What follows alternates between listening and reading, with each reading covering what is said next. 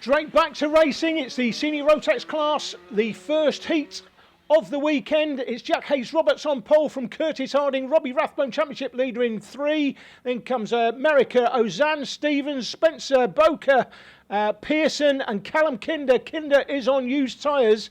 He's only qualified 10th of the 15 runners, but we know he's got the quality to come back from there. Josh Morris is on 11. Adamczyk comes next from Snr. Mark Gilly and Ewan McQueen rounding out the 15 drivers in the Snr Rotax class. That is Robbie Rathbone pictured, starting P3. He's the championship leader. He's in P3. He's not in P3 for long. He's through to second already. Curtis Harding started P2. He's dropped back to third. So it's Hayes-Roberts, Harding and Rathbone as they come up to the hairpin. Paul Ozanne looks for a spot in the hairpin and makes it stick. Goes from 6th to 5th. Paul Ozanne on the gold chassis. That's Jack Hayes-Roberts. Race leader won finals at rounds 4, 5 and 7. And looking to make that 4, 5, 7 and 9 today. That is Paul Ozanne going through to 4th place. Round the outside it looked like.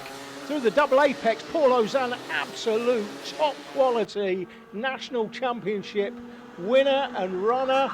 You name it, he's done it in the past. He's the gold chassis dealer, I think, these days. And racing his own chassis just to show what it's capable of. And you can see in his hands it's capable of a lot. More places looking to be made up there in the hairpin. So it is Jack Hayes-Roberts that leads it from Robbie Rathbone. And then we've got Curtis Harding there. We're looking at the top 3. They come through the Wilson S's, in through Stanlow one more time. Named Stanlow because of the big oil refinery on the left-hand side. Paul Ozanne with a little bit of work to do, coming through in 4th place. He finished the second tour. Hayes-Roberts, Rathbone, Harding, Ozanne, America, Spencer, Morris, Stevens and Callum Kinder. That's the way they went through the line. So Kinder still there in 10th place. Kinder using old tyres this weekend. Used tyres, he's used them for a round before this one. A lot of the drivers in front of him will have new tyres on, so it's going to be an interesting test of used versus new. After my comments early in the season, let's see what Callum could do with used tyres. He's in 10th at the moment, so he hasn't got track position, but it'll be very interesting to see how they're running by the time we get to the final later on. Jack Hayes-Roberts sets the fastest lap once more, 36.216, and has a reasonably comfortable advantage, 2 to 3 kart lengths over Robbie Rathbone. Paul Ozanne getting a little bit closer, and if he gets close enough, he's the type of driver, when you're coaching drivers in karting, the coaching mantra is one opportunity, you go for it. Once he gets close enough, Paul Ozanne, you will see him make a move. Give him half a chance, he's going for it. All day long he's going for it. We'll see how it all pans out, perhaps later in the piece. Robbie Rathbone now sets the fastest lap, 35.951 as they go through the line on the end of the 4th lap. It was Hayes-Roberts, Rathbone, Harding, Ozanne, America. There's a place being made up. That was the 68 of Josh Morris on the 21 of Troy Spencer. Josh Morris now into the top 6, I think that is. As they come out of the double apex through the Wilson S's one more time. The 3 leaders well clear. So Paul Ozanne, certainly not close enough to throw one up the inside from where he is there in 4th place. A little bit of work, in fact a lot of work to do to catch those in front. Curtis Harding now in 3rd place, sets the fastest lap on that tour, 35.718 for Curtis Harding. Harding actually 5th in the championship coming into this weekend. It's worth pointing out that Robbie Rathbone can win the championship. There's another place being made up on Jay Pearson. That was Zach Bowker in the background there, going into Hoot and Hairpin, making up the place to get into the top 10. He was followed by Mark Gilly, Adam Snr and Ewan McQueen, who is unfortunately out. He was out on lap 2, Ewan McQueen, so we won't be seeing any of him, unfortunately. Just on the back of that group there was Callum Kinder on the Tony kart. He's picking him out in the orange and green helmet. He's actually 5th in the championship, chosen to use tyres that he has raced on in a previous meeting this weekend rather than using new.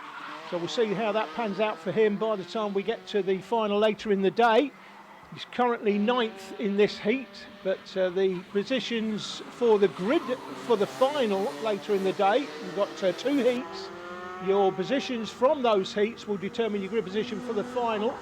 And if you finish on pole for the final, that's 10 points. All the way down to 1 point if you finish 10th on the grid and then 20 points for the win in the final, down to 2 points for 10th. And as I said earlier, anything outside the top 10 is a non-point scoring position. As we see, Jay Pearson must have made that place back on Zach Bowker, and Bowker making the spot back up yet again. Through the Wilson S's one more time, still Jack Hayes-Roberts, distinctive livery, the green and black livery of the JC Motorsport team. You'll see drivers across all the classes from that team. Paul Ozan now sets the fastest lap, 35.671. This is lap 9, or that was lap 9 of 12. So 3 to go. This is the battle for 10th. That's Jay Pearson again ahead of Zach Bowker. So these two really having a good day. Here comes Bowker looking up the inside but can't quite get it done. Jay Pearson comes all the way from the Isle of Man for each of these Hooton Park IndyCar Plus rounds. Good to see him make that journey. I guess he's got to really, because there's not much competitive racing for Jay in the Isle of Man. To be fair though, it's a fairly short ferry trip from the Isle of Man to Liverpool, and then from Liverpool through the tunnel to Junction 6 on the M53. It's a fairly short trip for him, frankly. That's the battle for 5th we're looking at, and that is America from Morris, Spencer, Stevens and Kinder as they go through. And behind them we've got Pearson and Bowker, and then Mark Gilley in the background. Again, we're looking at the same battle for 5th place through the double apex up to the Wilson S's one more time. Through the Wilson S's, then right-handed through the final turn, and they go through the line with 2 to go. 2 to go, fastest lap still set by Paul Ozan, 35.655, but he's not as close to the battle for the top 3 positions as he would like. As we're looking at it now, this is the battle for the lead. However, I think he has got slightly closer, but certainly not enough to impact them, unless, of course, they have a coming together. If these two have a coming together for 2nd and 3rd, then Paul Ozan would reap the reward, shall we say. They come out of the turn for the penultimate time. They'll get the last lap as they go across the line. It is still, as you were, Jack Hayes-Roberts from Robbie Rathbone, Curtis Harding. There goes Paul Ozan, and it's American Morris, Spencer, Stevens and Kinder in that group, and they were followed by Pearson and Bowker. But it looks like this is the way it's going to finish, unless Curtis Harding can put a move on the championship leader. Now, Curtis Harding will know that the championship leader, he can't get involved in any shenanigans. He just wants to win it this weekend. Curtis Harding could throw one up the inside, knowing that Robbie Rathbone, frankly, he's got to give it to him. He's got to give it to him. Big inside rear wheel left for Rathbone there. Suggests to me in these conditions he's not got the perfect setup on the car. If he did, he might have won that race. But they go through the line. Paul Ozan decides to make a quick departure, but it is Roberts from Rathbone, Harding, Ozan, American Morris, Spencer and Stevens is how they went through in the top 8. Then Kinder in 9th from Jay Pearson. Let's just have a look. That is the official result, and in fact, yes, that's exactly how they have finished. Just to point out that Josh Morris made up 5 places. He started P11, finished P6, and he was the prime mover in the top 10. Of those top 10 finishes, 1 place made up, 1 place lost, 2 places lost for Mackenzie Stevens. Won't be happy with that.